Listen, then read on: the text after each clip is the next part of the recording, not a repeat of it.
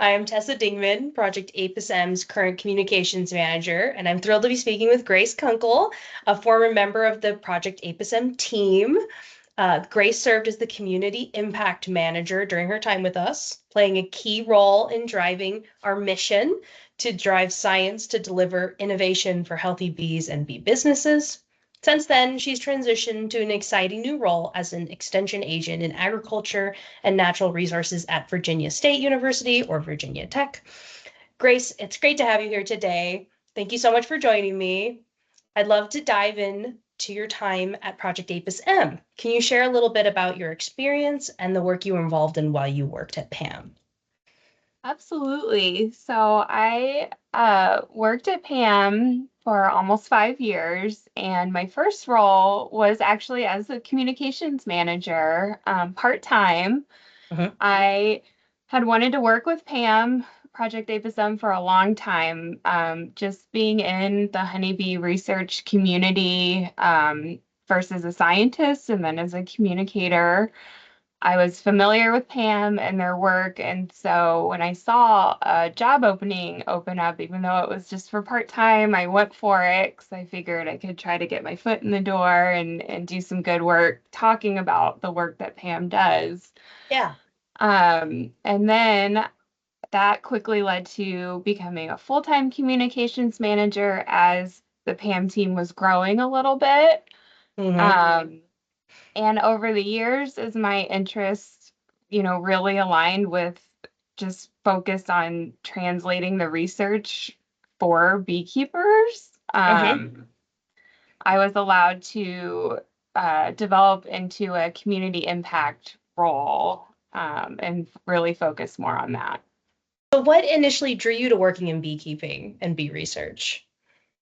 So, when I was in undergrad at the University of Maryland, I was becoming involved in the entomology department, because I was becoming interested in food production Mm. and also actually crop pest management. And that whole agricultural system was just really interesting to me, which led me to taking a beekeeping course at the school. And this was all sort of happening right after colony collapse disorder had really made big headline news, and a lot of research was getting funded at that time to study honeybee health Sure. because of their role in food production. And so, because I had taken a beekeeping course and I was already working in the entomology department, I was quickly scooped up into some of Yeah. those projects, helping study mainly the impacts of pesticides on honeybees at that time. While you were at Project APISM, were there any really impactful projects you worked on that come to your mind that you will miss a little bit, or you felt like you left your imprint on in the Oh my beekeeping world? gosh, absolutely. Well, I think every project Pam funds is impactful. I mean, they are all, you know, as applied as possible, and really trying to do impactful work for beekeepers. But there are definitely a few that really stick out.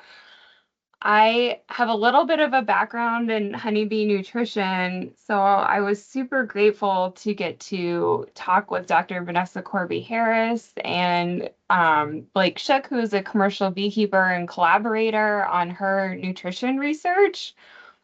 What really stands out to me about her projects funded by PAM are that they're like the largest independent field trials of supplemental feed, um, which is something that especially commercial beekeepers spend quite a bit of money on, or sometimes have to spend quite a bit of money on. And so the information that that study has already yielded and will continue to yield is of really high interest to beekeepers. So I just think that's such a great practical example. And it's a huge undertaking to do that type of study, and having the such a strong collaboration with the beekeeper is really the only thing that made it a green light, to do on that scale anyway. And then more recently, I'm so excited for the AAA documentary that Pam is funding with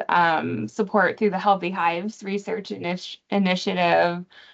I think that Wonderstone Films does great work at Mhm. towards communicating complicated and sometimes scary topics. But AAA Labs is something that we want to be on beekeepers' radars. And so the documentary, while it's not, research in itself, it's still a very important part of filling that gap and also sharing with the beekeeping community what research is happening. All right. So, how do you think, let's keep it on topic, um, beekeepers and researchers can better work together to advance bee health? Do you ever get to work with researchers and a, boots on the ground beekeeper in the same room? What's that like? Well, sometimes that would be the best part of being at a conference, Mhm. like, the American Beekeeping Federation or Bee Expo, is you have the opportunity to help make those connections between the beekeeper and researcher. Sure. After the pandemic, I literally had researchers asking for help making those connections, that some people were saying because of the pandemic, they'd lost some of those ties Yeah, with their yeah. local beekeeping community. Um, and it's just so important to have that interaction between the beekeeper and the researcher. Hmm. And some of the beautiful things that I've seen come out of that are, the beekeeper, they are the boots on the ground. Hmm. I mean, they are in the field with their bees, observing and seeing what's going on. A lot of times they're the first ones to say, "Hey, there's a problem here. We need to look at this," or "This Yes. funky thing is happening." Um, and so they need to be able to know who to reach when they have that issue. Right. And the researcher, I think, having a relationship with the beekeeper, it makes the research that much better because it's going to be more translatable no matter Hmm. what phase it's at. If the researcher has an idea of what a beekeeper does and how they manage their bees, especially on a commercial scale, but also in a backyard and sideline operation, they're going to design research that's more impactful and more applicable to Yeah. a beekeeper's day to day.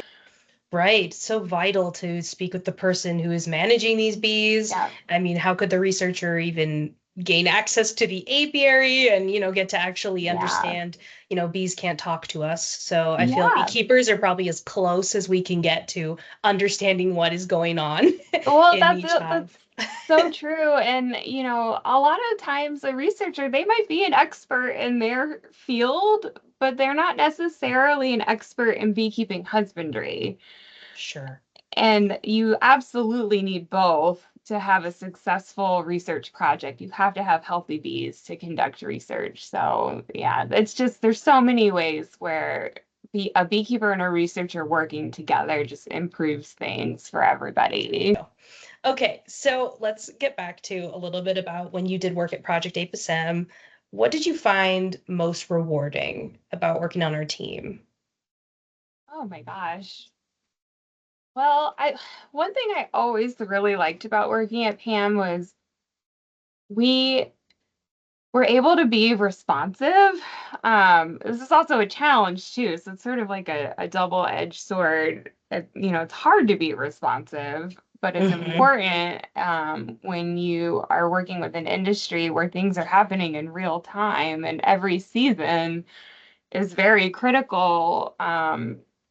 How beekeepers come out of winter impacts the whole rest of the year and could also raise some really important, urgent research questions. And that's something that was unique about Pam is to be able to be responsive to situations like that, which I just always found really rewarding and I had felt lacked at previous institutions I had worked at where you don't have quite as much flexibility or ability to be nimble. Hmm. Hmm. So that was always very rewarding. Anytime we could produce anything that whether it was an event or a resource, like a guide, where you're essentially handing the beekeeper, okay, we've told you we've been working on this for years and years and years. Yeah. Here's the end product. That's always very rewarding. And I think Pam does a beautiful job at getting, you know, good writers and good graphic design and trying to make something that is really going to be usable and practical for people. Like some of the Queen Cell shipping guide is just one example of where that all kind of comes together into a usable resource. And that's very satisfying. Yes, absolutely. Those BMP guides are on our website if anyone would like to download them. And they are actually fought over at our booth. If we have any copies, people really, Yeah, really that's want them, which just tells you that Project APSM is focusing on the right issues and getting yeah. the right expertise and packaging it in a digestible, understandable fashion in these best management guides. Uh, I love that too. As you know, communications manager, I'm always packaging information, and it feels really good to share something with a beekeeper and then, see the light in their eyes, like, oh, this is exactly what I was looking for, or oh my gosh, I've had this problem for years, and this is a great new insight I didn't know Yeah, about. I love that too. exactly. Yeah, that's the best. So you're in the field still as an extension agent, somewhat, right? You're still working around beekeepers or within beekeeping a bit. Are there any issues that you know of that you think Pam should be focusing on at this moment, or we could be funding research towards? Okay. I think it's good that Pam is relatively like focused in their mission and what they fund, Yeah. because I think there's a lot of groups doing a lot of great work, and one of the problems that I think Pam like secretly works on, that is tough, is trying to get all the different groups to like swim together Mm-hmm. and collaborate instead of replicate each other's efforts. Mm-hmm. Um, because it helps make the funding dollars go further and be more impactful. Right.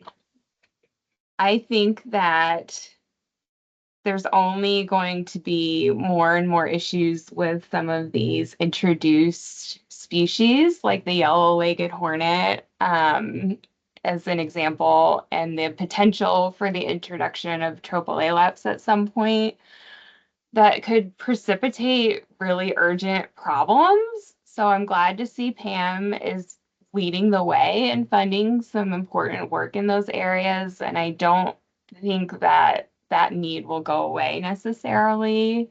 Mm-hmm. Um, it's the same with nutrition.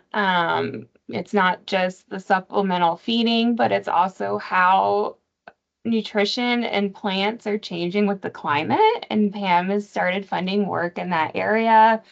And I think that's only going to become more and more important. Pam Yeah. funds really important pesticide research, Right. that does not get looked at other places. So just continuing to fill the gaps, but Mm-hmm. also staying focused, but also staying nimble and responsive. It's a lot of things to focus It's a on. lot. But then Yeah. the thing that bothers me is when people say Pam is like the best kept secret, especially because I know you all work so hard to try to connect the dots for people and try to bring everyone together and work together. And so if there was any way to make that more visible and help people really understand Pam's role, Mm-hmm. I would love to see that. Absolutely. I think that is definitely needed. I've gotten the same answer where some people didn't know that Seeds for Bees was part of Project APSM. Mhm. And it bums me out because we Yeah. are doing all this great work and we have all these great resources and we have educational resources. And if it's a secret, we're failing.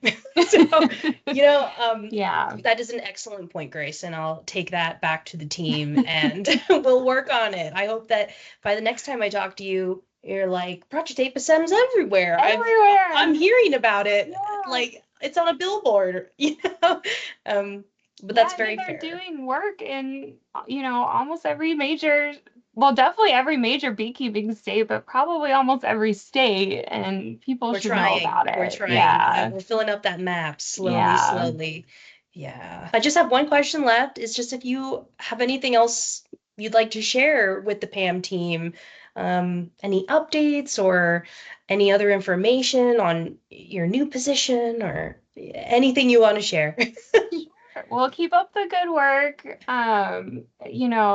I know it never stops. The Very busy environment over here. keeps changing, the seasons keep changing, and with each season is a new challenge.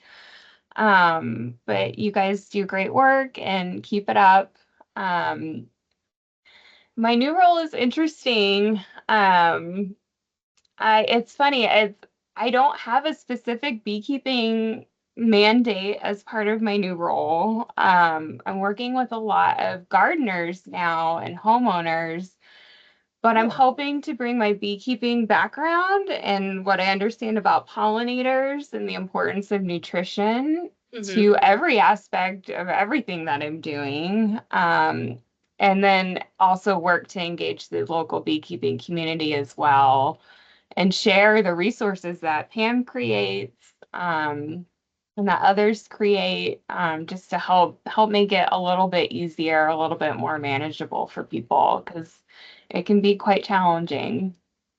Yeah, I mean, I'm sure those experiences are transferable and you're getting to, it's cool. I mean, at PAM, we focus on commercial beekeepers and you're getting into more, entry level, like a different Yeah, group, and it's definitely a different group for hmm sure. Yeah. hmm that's nice. That's nice. Yeah. But Well, I miss the commercial side too. I mean, that whole agricultural system is just so critical. So I'll be paying attention. yes, look out for our updates, look out for our Yeah. newsletter, and check out our social media. We're always posting what we're doing and great updates. And thank you, Grace. Like this has been so awesome to hear about you in your new role and also reminiscing on like the good times at Project Oh 8%. yeah. Yeah. All right. Well, Thank you. Thank you thank for the you. opportunity, Tessa.